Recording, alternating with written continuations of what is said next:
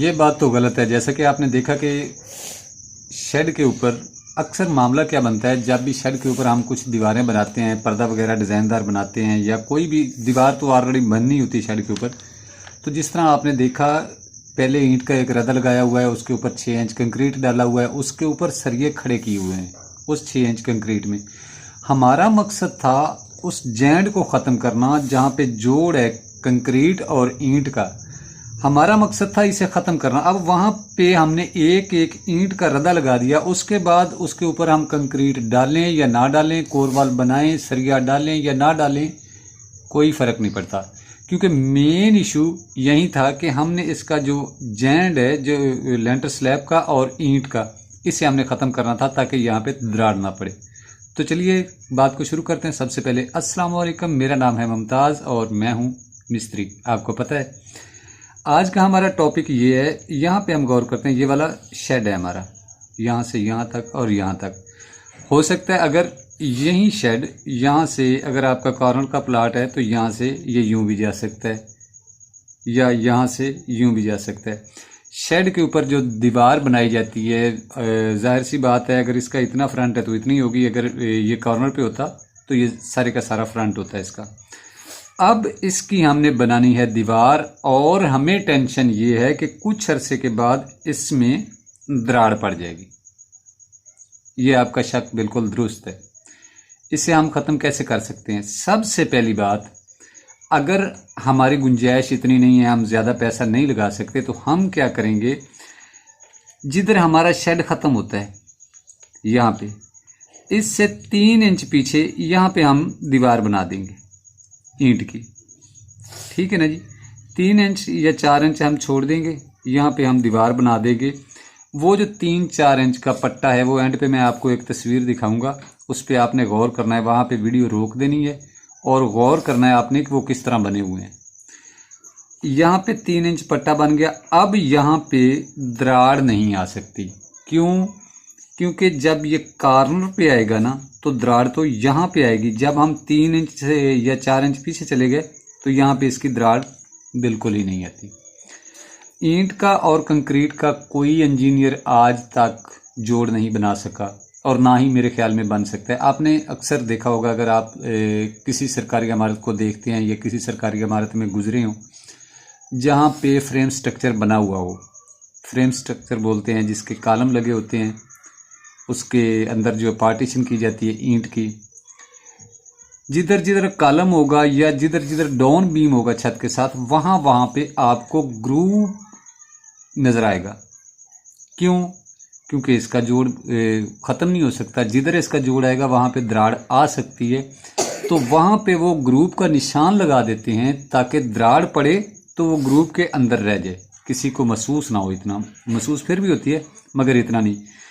RCC कोई भी चीज़ है उसमें लचक होती है, और कंक्रीट की कोई भी चीज़ है उसमें लचक होती है, और ईंट की कोई भी चीज़ है उसमें लचक नहीं होती। हमारा सबसे बड़ा मसला ये है कि हम इन दोनों चीज़ों को एक करना चाहते हैं, और ये दोनों चीज़ें अलग अलग हैं, ये एक होना नहीं चाहती। हम बात कर रहे हैं इसकी दरार की। पहली बात तो ये, अगर हमने यहाँ पे पीछे बना दिया पर्दा 3-4 इंच छोड़ के, तो हमारे दरार नहीं पड़ेगी। ये हम ईंटों का बना सकते हैं। उसके बाद इसकी दूसरी सूरत के हमने बिल्कुल कॉर्नर के ऊपर इसके पर्दा बनाना है। तो वहाँ पे हम क्या करेंगे, जैसे ही हमारी लेंटर स्लैब डलेगी, या तो उसी वक्त हमारा कालब जो है ये ज़्यादा होना चाहिए, इतना होना चाहिए, इतना 3 से 4 फीट ज़्यादा, यानी जितनी हमने छत भराई करनी है इससे 2-3 फीट ज़्यादा हो। वहाँ पे हमारे ईंटें पड़ी हों, पूरी तराई की हुई।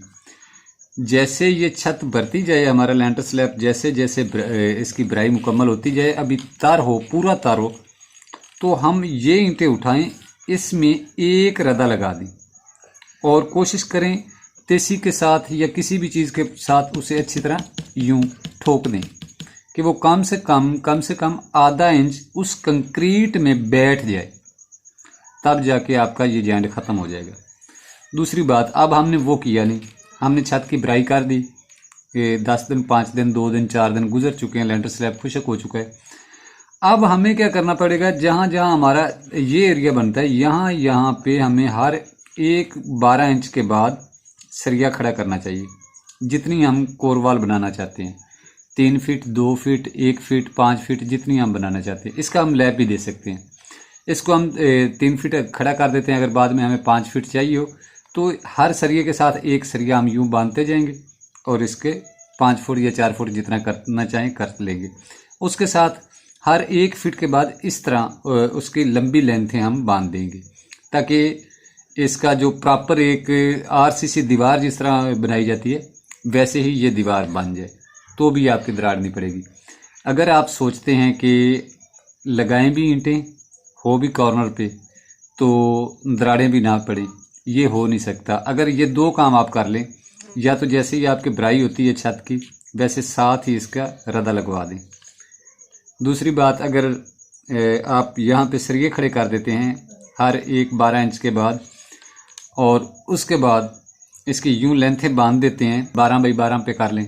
12 पे ये वाले सरिये जो सीधे हमने खड़े किए थे वो 12 इंच पे हैं, तो साथ ये वाले भी 12 इंच पे मुरब्बे के हम डब्बे बनाते जाएंगे। उसके बाद इसके दोनों साइडों पे रोकें लगाएंगे और कंक्रीट भर देंगे। अगर आप बिल्कुल लो बजट में बिल्कुल सस्ता करना चाहते हैं तो ये जो तस्वीर अब मैं आपको दिखा रहा हूँ, इसका आपने गौर करना है।